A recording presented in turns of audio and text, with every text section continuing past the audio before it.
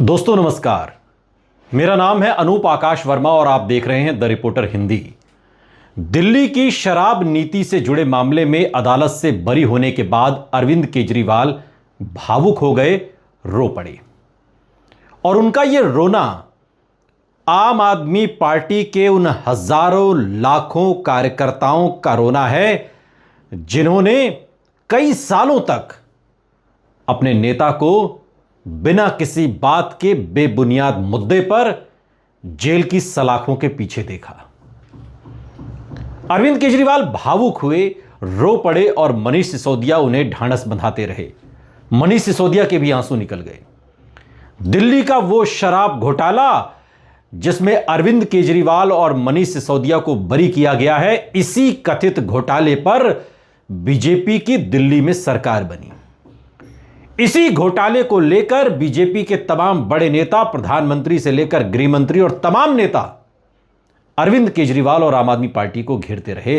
अब वो क्या कहेंगे, यह बड़ा सवाल है। केजरीवाल और सिसोदिया का बरी होना बीजेपी के मुंह पर एक झन्नाटेदार तमाचा है। फैसले के बाद उन्होंने कहा कि उनके खिलाफ पूरा का पूरा फर्जी केस बनाया गया।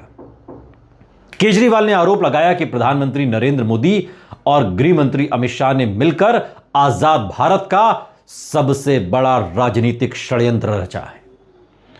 षड्यंत्र क्यों रचा गया? ताकि आम आदमी पार्टी को खत्म किया जा सके।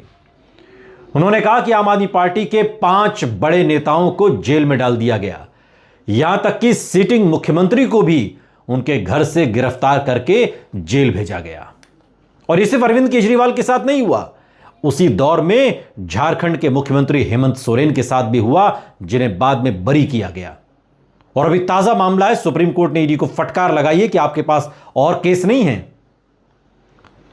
यह तो स्थिति है केंद्रीय जांच एजेंसियों की, किस तरीके से उनका दुरुपयोग किया जाता है।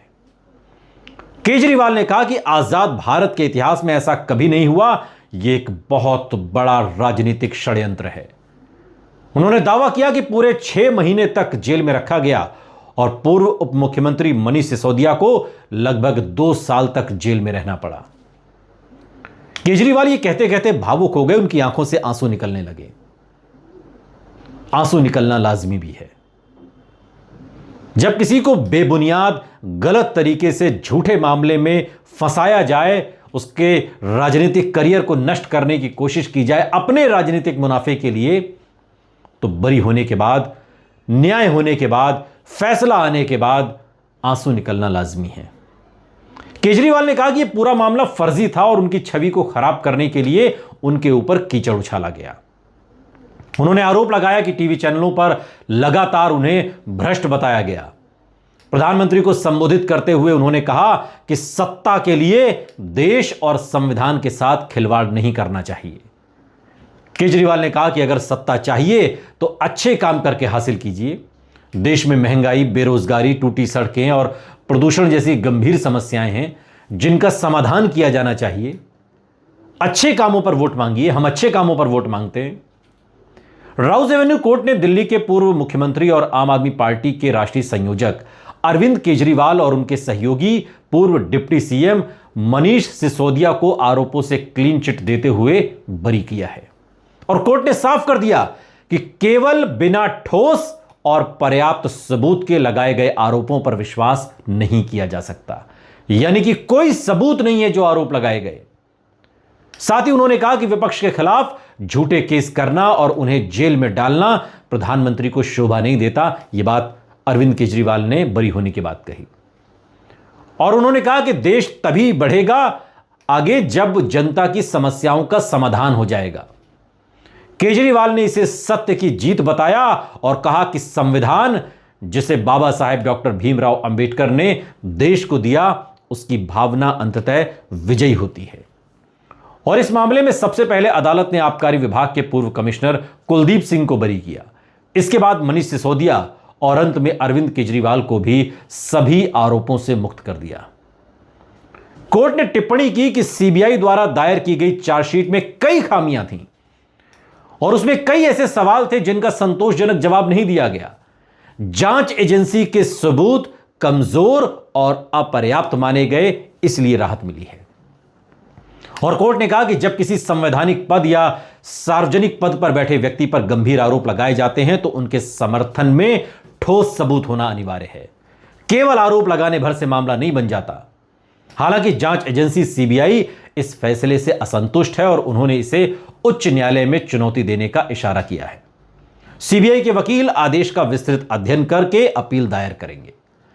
यह मामला 2022-23 की दिल्ली एक्साइज पॉलिसी से जुड़ा है, जिस आधार पर सीबीआई ने केस दर्ज किया था। बाद में ईडी द्वारा मनी लॉन्ड्रिंग के आरोप में भी मामला दर्ज किया गया और इस केस में कई आम आदमी पार्टी के नेताओं को जेल जाना पड़ा और जमानत पर भी कई बार उनकी जमानतें खारिज हुई।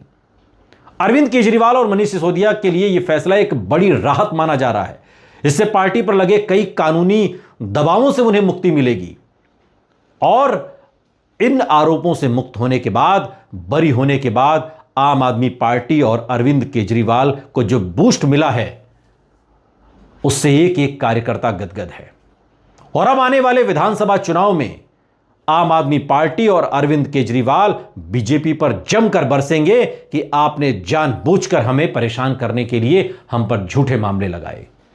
गुजरात का चुनाव सबके सामने खड़ा है और गुजरात में आम आदमी पार्टी डंके की चोट पर अपनी सरकार बनाने का दावा कर रही है। और अब दिल्ली के इस कथित शराब घोटाले को लेकर के अरविंद केजरीवाल अब गुजरात जाएंगे, जहां पर यह आरोप लगता है कि खुल्लम खुल्ला वहां शराब मिलती है, कहने को शराबबंदी है। तो आखिर शराब बिचवा कौन रहा है, बिकवा कौन रहा है और ये आखिर क्यों गुजरात में हो रहा है, ये तमाम विषय अब अरविंद केजरीवाल उठाने वाले हैं। और जो आज उन्हें राउज एवेन्यू कोर्ट से जो उन्हें राहत मिली है, जो बरी किए गए हैं, इसने आम आदमी पार्टी और केजरीवाल दोनों को एक बहुत बड़ा बूस्ट देने का काम किया है।